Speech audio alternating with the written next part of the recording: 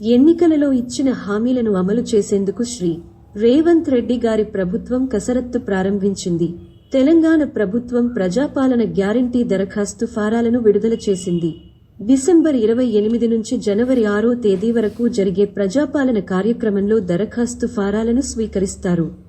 ఈ దరఖాస్తులను పూర్తి చేసి ఆధార్ కార్డు, తెల్ల రేషన్ కార్డు జిరాక్స్ కాపీలను జతచేసి అధికారులకు అందజేయవలసి ఉంటుంది. మహాలక్ష్మి, రైతు భరోసా, చేయూత, గృహజ్యోతి, ఇందిరమ్మ ఇళ్లు పథకాలకు ఈ దరఖాస్తు ద్వారా అప్లై చేసుకోవచ్చు. తెలంగాణ రాష్ట్ర వ్యాప్తంగా అన్ని గ్రామాలు, మునిసిపాలిటీలు, కార్పొరేషన్లలోని వార్డులలో జరిగే ప్రజాపాలన కార్యక్రమంలో ప్రజల నుంచి దరఖాస్తులు స్వీకరిస్తారు. మొదటి పేజీలో దరఖాస్తుదారుని యొక్క పేరు, పుట్టిన తేదీ, ఆధార్ నెంబర్, ఫోన్ నెంబర్, వృత్తి మరియు కుటుంబం సభ్యుల ప్రాథమిక వివరాలను నింపాలి. మహాలక్ష్మి పథకం కింద ఆర్థిక సహాయం పొందాలంటే సంబంధిత పెట్టెలో టిక్ మార్క్ వేయాలి.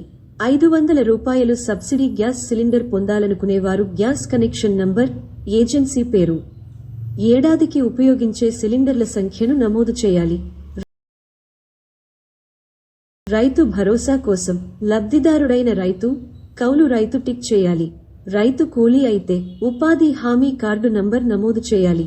ఇందిరమ్మ ఇళ్లు కావాలనుకునేవారు ఇంటి నిర్మాణానికి ఆర్థిక సాయం కావాలా వద్దా అని టిక్ చేయాలి. లేదా అమరవీరుల కుటుంబానికి చెందిన వారైతే పేరు, అమరవీరుడు అయిన సంవత్సరం, ఎఫ్ఎస్ఐఆర్ నంబర్, మరణ ధృవీకరణ పత్రం నంబర్ ఇవ్వాలి. ఉద్యమకారుల విషయంలో సంబంధిత ఎకర్ నంబర్ లేదా జైలుకు వెళ్లే వివరాలను పొందుపరచాలి. ఇక గృహజ్యోతి పథకానికి సంబంధించి 1 నెలలో వినియోగించే విద్యుత్ మొత్తాన్ని యూనిట్లలో పేర్కొనాలి. దీనితో పాటు విద్యుత్ మీటర్ కనెక్షన్ నంబర్ను కూడా నమోదు చేయాలి. చేనేత పథకం పొందాలనుకునేవారు వికలాంగులైతే సంబంధిత పెట్టెలో టిక్ పెట్టాలి. లేదా వృద్ధులు, వితంతువులు, బీడీ కార్మికులు, చేనేత కార్మికులు అయితే సంబంధిత పెట్టెలో టిక్ పెట్టాలి. అన్ని తరువాత దరఖాస్తుదారు పేరు, సంతకం, తేదీని క్రింద వ్రాయాలి. ఈ దరఖాస్తుకు ఆధార్ కార్డు జిరాక్స్ పాటు తెల్ల రేషన్ కార్డు జిరాక్స్ ను జత చేయాలి. నింపిన దరఖాస్తును గ్రామసభలో అధికారికి ఇచ్చి వారు అడిగిన వివరాలు చెబితే దరఖాస్తుదారు ఏ పథకానికి అర్హులో పరిశీలించి నిర్ణయిస్తారు. అందుకే దరఖాస్తు చివర రసీదులో నమోదు చేసి సంతకం చేసి ప్రభుత్వ ముద్ర ఇచ్చారని దీనిని గమనించాలని కోరారు.